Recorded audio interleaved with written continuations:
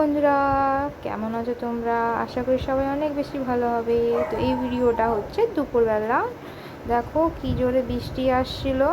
সে ভিডিওটা আমার ভালো করে করতে না করতে বৃষ্টি এসে গেল। তো ছাগল মাগল ঢুকাতে লেগে গেলাম। দেখো কি জোরে বৃষ্টি হচ্ছে। আর আজকে আমি রান্না করেছিলাম ডাল সিদ্ধ আর আলু ভাজা, তেল মাছের তেল দিয়ে ভাত আর মাছ। দেখো একটু বৃষ্টি হওয়ার পরই কি রোদ দিয়েছিল, কড়া রোদের মতন রোদ দিয়েছিল দেখো। আর রাতে হবে ঘুগনি, তাই জন্য আমি মটরগুলোকে ভিজতে দিয়ে দিচ্ছি অনেকক্ষণ আগের দিকে, মানে 1-2 ঘন্টা বা 4 ঘন্টা, বেশিক্ষণ রাখলে আরও বেশি ভালো। পুরো রাত যদি মটরটাকে ভিজিয়ে রাখি তাহলে তো আরও ভালো হয় সিদ্ধটা। সেই জন্য আমি মটরগুলোকে ভিজিয়ে নিলাম। অনেক দিন দিয়ে ভাবছি করব করব, হচ্ছে না, সেই জন্য আজকে ভিজিয়ে দিলাম। আর বাবু ঘুমিয়ে গেছে। আর এটা হলো তোমার 3:30 সময় আমি উঠেছি। ছাগলগুলো অনেক চিল্লাচ্ছিল, তো ওদেরকে খাবার দিয়ে দিচ্ছি, যেহেতু ওদেরকে ঘরেই খাবার দিই, চড়তে যায় না ওরা। কেন কি দেখো, এখন লোকের মাঠে ধান লাগিয়েছে, তো এখন কার না কার ধান খেয়ে নেবে। আর ধান খেলে জানো ছাগলদেরও ক্ষতি হবে। সেই জন্য ওদেরকে ছাড়ি না, কিনে এনে খাবার ওদেরকে খাওয়াই। তো ছাগলগুলোকে দেওয়ার পর মুরগিগুলো দেখো এরকম করছিল খাবার জন্য, তো ওদেরকেও দিয়ে দিয়েছি।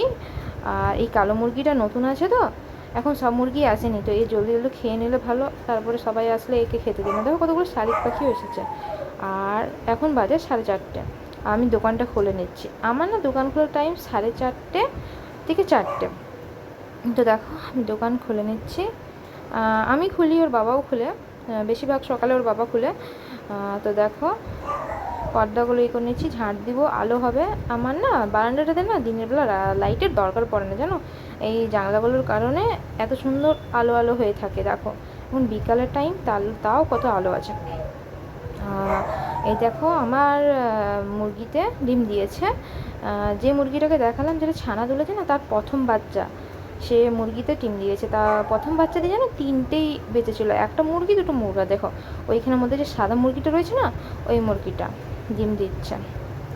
আর দেখো বিকালবেলাও মেঘ মেঘ হয়েছে, তো এখন বৃষ্টি আসতে দেরি আছে, তো মেঘ হয়েছে। আর দেখো আমি আর বাবু সেলফি এটা দিয়ে ঘুরে ঘুরে ঘুরে ঘুরে ভিডিও নিচ্ছিলাম। আমার ছেলে জানো ভিডিও বানাতে অনেক আগে। মটরটা দেখো কি সুন্দর ভিজেছে, আর সারা রাত থাকলে আরও বেশি ভালো করে ভিজতো। যা হোক, আজকে ভাবলাম বানাবোই। দেখো আমি মটরটাকে সিদ্ধ করে নিব। আমি মটরে 5 থেকে 6টা সিটি মারি। দেখো কেন কি একদম সিদ্ধ ভালো হয় খেতে।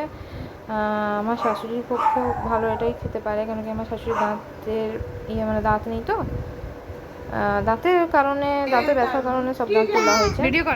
দেখো সাঁঝের প্রদীপ করছি, এটা প্রত্যেক দিন সন্ধ্যাবেলা আমার বাবুকে করা হয়, ঠাম্মা করে ওর। তার মুক্তি যেন করে তাদের প্রদীপ নড়ে চড়ে, আমার তোমাকে যে করে তার মুক্তি যেন করে। তো দেখো আমি ঘুগনির আলু কেটে নিয়েছি, আর এই লঙ্কাটা আর এই আদা রসুনটা বাটবো, শিলেতেই বাটবো। তো দেখো পেঁয়াজ দিয়ে নিয়েছি আমি, সর্ষে তেলে পেঁয়াজ, কাঁচা লঙ্কা আর জিরে আর তোমার তেজপাতা দিয়ে নিয়েছি, আর ভাজছি। এটা ভাজা হয়ে যাওয়ার পর ওর মধ্যে আলু দিয়ে দেবো, আর আলুটাকেও লাল করে ভাজবো। তো আমি আলু টমাটার যে ছিল কেটেছিলাম সব ওর মধ্যে দিয়ে দিলাম, আর এইদিকে মশলাটা আমি বাটবো, আর ওইদিকে ওটা ঢেকে দিব। আলুটা ভালো করে সিদ্ধ হয়ে যাবে। দেখো হালকা নুন দিয়ে এবার আমি ঢেকে দেব, আর ওইদিকে মশলাগুলো পিষে নিব।